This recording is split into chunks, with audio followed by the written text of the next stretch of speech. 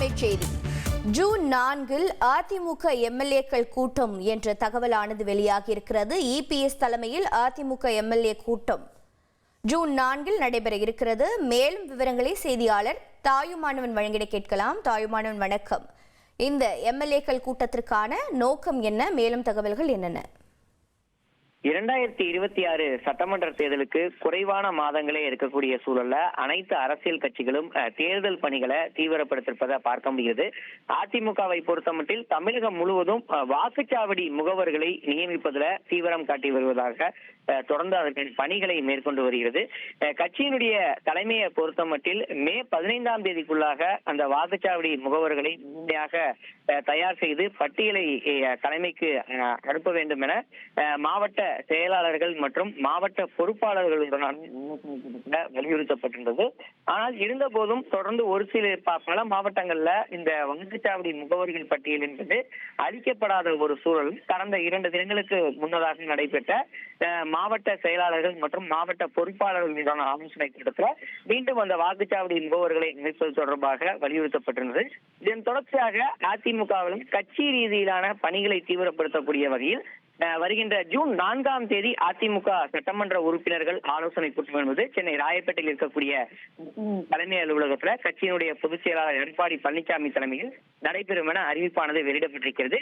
இதற்காக அனைத்து அதிமுகவுடைய சட்டமன்ற உறுப்பினர்களுக்கும் முறையாக தகவல்கள் வெளியிடப்பட்டிருக்கிறது.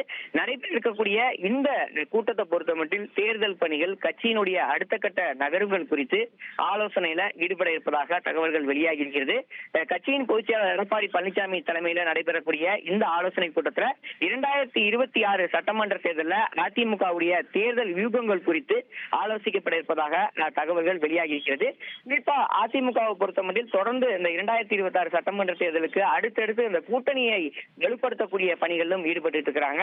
ஏற்கனவே பாஜக கூட்டணியில் இணைந்திருக்கின்ற சூழல அடுத்த கட்டமாக தேமுதிகவுக்கும் ஒரு ராஜ்யசபா இடம் என்பது 2026 சட்டமன்ற தேர்தலில் ஒதுக்கீடு செய்வோம். தொடர்ந்து தேமுதிகவும் எங்கள் கூட தான் அந்த தேர்தலில் பயணிக்கிறார்கள், கூட்டணியில் தொடர்கிறார்கள் என்பது தொடர்பான தகவல்கள் எல்லாம் அதிமுக தரப்புல வலியுறுத்தப்பட்டிருக்கக்கூடிய ஒரு சூழல்ல நடைபெற இருக்கக்கூடிய இந்த சட்டமன்ற உறுப்பினர்களான கூட்டத்துல அதிமுக பொதுச் செயலாளர் எடப்பாடி பழனிசாமி அவர்கள் இந்த கூட்டணி வியூகங்கள், அதே போல் தேர்தல் தொடர்பான பணிகள், அமைப்பது தொடர்பான பணிகள் உள்ளிட்டவற்றை பேச இருப்பதாக தகவல்கள் வெளியாகி இருக்கிறது.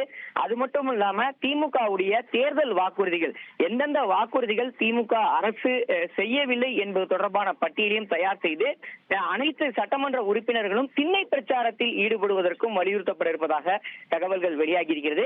குறிப்பா திமுக வெளியிட்டிருந்த தேர்தல் அறிக்கையில செய்யப்படாத வாக்குறுதிகள் குறித்து பட்டியலிட்டு மக்களிடையே பரப்புரை மேற்கொள்ளக்கூடிய வகையில் பல்வேறு ஆலோசனைகள் வழங்கப்பட இருப்பதாக தகவல்கள் வெளியாகி இருக்கிறது. உங்களுடைய தகவல்களுக்கு நன்றி தாயுமானவன்.